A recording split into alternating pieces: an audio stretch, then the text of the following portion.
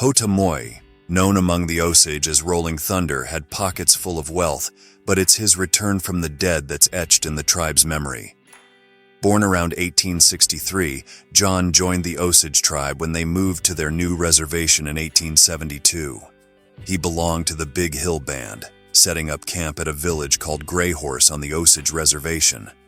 Somewhere in the 1890s, after some sort of falling out with kin, John made his way to Pawhuska, the Osage Nation's capital, and stayed put for the rest of his days. The Osage folks kept their rights to the minerals under their land, and when oil was struck in the early 1900s, it meant big money. Every Osage member got what they called head rights and shared in the oil profits. The 2,229 Osage members were the richest people per capita on the planet by the 1920s. John received his head right and quickly found himself with a fortune. While many Osage folks took to their newfound wealth by building grand homes and driving around in the latest automobiles, tales are still told of them leaving a brand new car by the roadside just because it ran out of gas or had a minor issue, only to stroll back into town and buy another one. But those luxuries didn't hold much sway over John. He stayed true to the teachings passed down from his grandfathers. No amount of money could shift his outlook on life.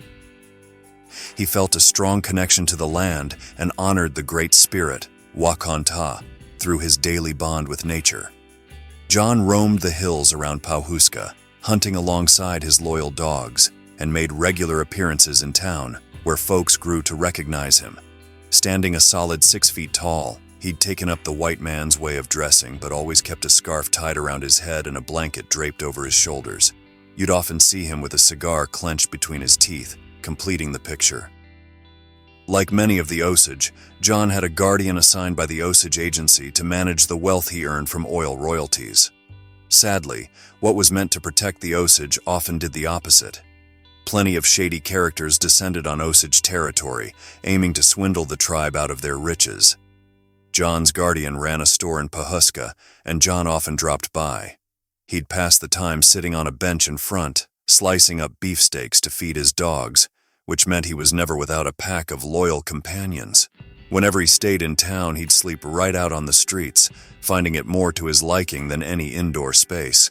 Things took a tragic turn when 2 of John's dogs were shot by the police during a rabies scare in Pawhuska. Heartbroken and furious over the loss of his beloved pets, John decided to leave Pawhuska behind, only returning one last time before he passed away. John established his first permanent camp southwest of Pawhuska, close to the former St. Louis Indian Girls' School. It was during his time here that John lived through the legendary event that led to his so-called return from the grave. There are a few different versions of how John supposedly died. One story says that Pawhuska was hit by a smallpox epidemic and John fell ill. His condition worsened and he slipped into a coma, leading the medicine man to declare him dead. John was then prepared for burial and placed in a shallow grave sitting upright. Stones were stacked around him, leaving his face uncovered so he could find his way to the afterlife. Incredibly, he woke from his coma and climbed out of the stone grave, only to be rejected and shunned by his tribe, who now saw him as a ghost. Another version is much the same, except it was scrofula, a form of tuberculosis, that struck John instead of smallpox.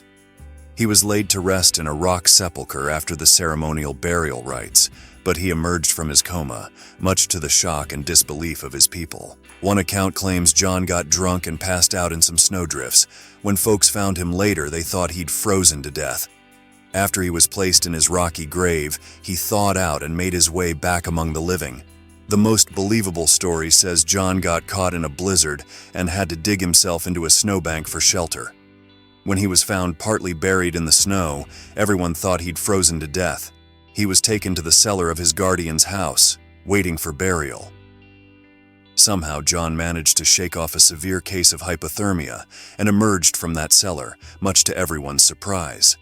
The newspapers jumped on the story of John's return from the dead, and as it spread, the tale grew with each retelling. The different versions of John's death and resurrection led some writers to assume they were separate events. As a result, some stories have him being buried 2 or 3 times with full rites, but in truth, he was only buried once. when he passed away in 1938 at the age of 75. The tales about John's wealth were often blown way out of proportion, with many claiming he was a millionaire, which just wasn't true. One of his guardians, Dr. C.W. Williams, even mentioned that John received more love letters and marriage proposals than a Hollywood star. While John was certainly in good financial shape, with around $50,000 invested in real estate and steady royalty payments, he was nowhere near the millionaire status folks often talked about. He did enjoy giving back, though, like the $1,000 he donated to help build the Osage American Legion hut. As the years went by, John spent most of his time hunting with his dogs in the Osage Hills. He was eventually convinced to come back to Pawhuska in 1906 when the Osage lands were divided among tribal members. It was northwest of Pawhuska, next to the country club where John had his allotment. He chose to live out in the open on his homestead, always surrounded by his loyal dogs. For a long time, he refused to live in a house, but he finally agreed to have a log cabin built.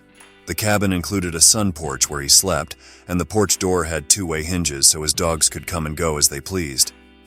Even though John liked to keep to himself, he occasionally welcomed visitors.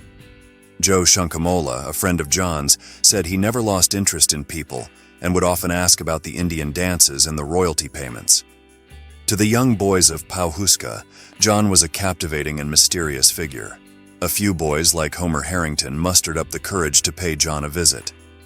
Harrington remembers the uneasy feeling when he and some other boys were greeted by a pack of barking dogs. But John called off the dogs and welcomed the boys into his camp. They weren't sure what to expect as John built a fire. Once the fire was crackling, John brewed up a big pot of strong black coffee. He handed each boy a cup along with a large cigar. They did their best to gulp down the coffee and puff on the cigars, later boasting to their friends about their visit with the legendary John Stink. Another one of John's friends was Ho-Ta-Moie, a deaf-mute Osage who lived nearby. The two would sit together under the trees, communicating for hours in sign language. Ho-Ta-Moie and his wife often helped John out, bringing him food when he was sick or when his guardian couldn't get supplies to him. John often watched the white men playing golf at the nearby country club, and over the years, he built up quite a collection of lost golf balls. Despite his guardians frequently reminding him that he was a wealthy man who could have almost anything he wanted, John only asked for a high fence to be built around his cabin to keep out unwanted visitors. The magazine stories about his return from the dead had drawn plenty of nosy curiosity seekers. In 1938, John had a fall, slipping on a rock and breaking his leg. While recovering, he fell ill with pneumonia, and as his condition worsened, he became bedridden. The date of John's death was September 16, 1938. His funeral and burial took place on September 18th, and over 1,000 people made their way to his cabin, where John's body was lying in state. 4 of his loyal dogs nestled under the casket, standing guard throughout the day. Osage leader John Abbott officiated the Indian rites for John.